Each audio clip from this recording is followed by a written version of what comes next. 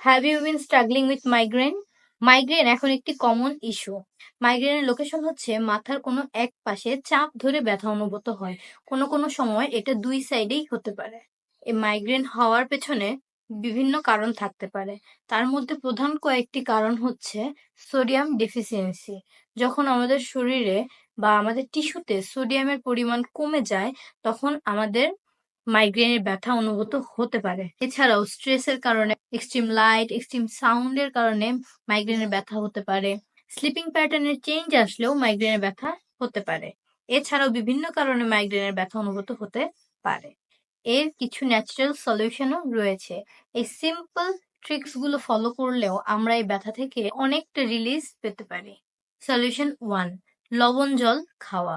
যেহেতু sodium deficiency মাইগ্রেনের একটি অন্যতম কারণ, লবণে সোডিয়াম পাওয়া যায়, তাই লবণ জল আমাদের শরীরে সোডিয়াম বুস্ট করতে হেল্প করে। সেকেন্ড সলিউশন, চন্দনের প্রলেপ কপালে দেওয়া। এটা একটি আয়ুর্বেদিক সলিউশন।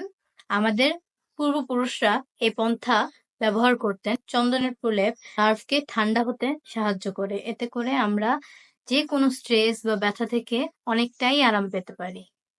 থার্ড সলিউশন, গরম বা ঠান্ডা সেক দেওয়া।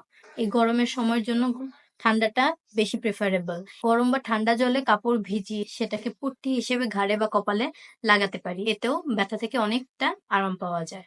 ফোর্থ সলিউশন, উষ্ণ গরম লবণ জলে পা ভিজিয়ে রাখা। এতে করে ব্যথা কমে যায় এবং যাদের রাত্রে ঘুমে সমস্যা হয় সেই সমস্যারও সমাধান করতে পারে। ফিফথ সলিউশন হচ্ছে মাসাজ। আমাদের হাতের এই 3 আঙ্গুলের এই ট্যাপগুলোর সাহায্যে আমরা আমাদের চোখের নিচে এবং কপালের উপরে মাসাজ করতে পারি খুব জেন্টলি, এইভাবে।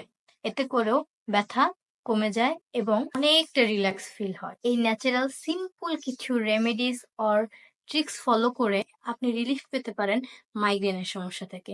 তাই আপনার যে বন্ধুরা এই মাইগ্রেনের সাথে প্রতিদিন স্ট্রাগল করছে, দেরি না করে এই ভিডিওটি পাঠিয়ে দিন তাদেরকে। ধন্যবাদ।